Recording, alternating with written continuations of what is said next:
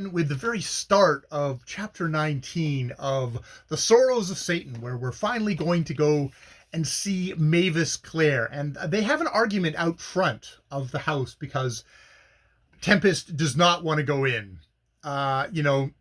It's because I do not Clare and do not want to know her. Literary women are my abhorrence. They are always more or less unsexed, which is this interesting phrase that does come up in a lot of misogynistic stuff, which is like basically women who dare to intrude on what is considered the male part of society, doing male-ish things. Well, that unsexes them. That makes them not females anymore.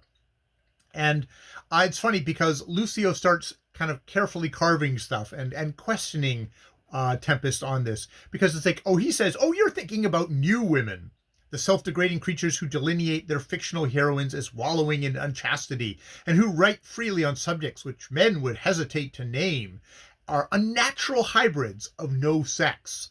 So it's just weird thing of these kind of like, we are really freaked out by women who do things differently, and so they are unnatural hybrids of no sex is the phrasing. So the book is being careful to say Mavis Clare isn't a new woman, an unnatural hybrid of no sex. It's almost like Maria Corelli is like, well, I'm an authoress. I'm somebody who maybe has pretensions, has aspirations towards genius, towards literary work, and I'm butthurt about how I'm treated by the male establishment, which probably quite rightfully so. But I am not a new woman, an unnatural hybrid of no sex.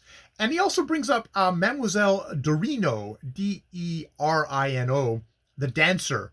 Madame Dorino, the dancer, is unsexed, but you did not object to her on that score.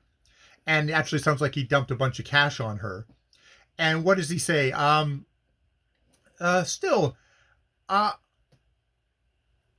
is it?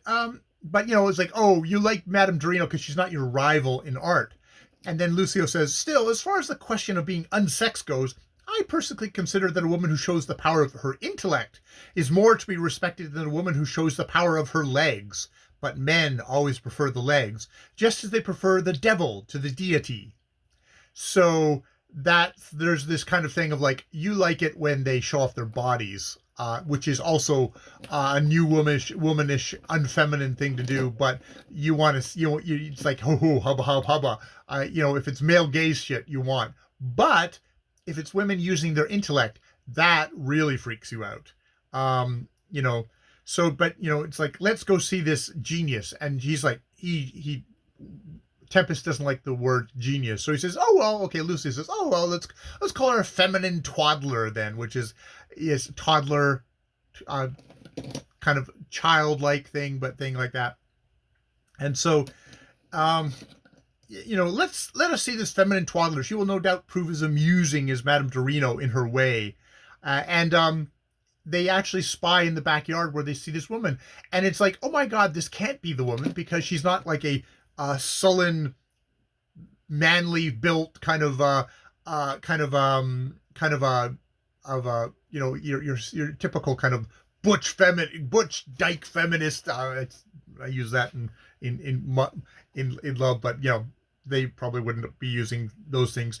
But what they look in, and they see nothing but a fair-haired woman in a white gown. With dogs, and there's a very cute thing with dogs. But I did not believe that she whom I saw was Mavis Clare.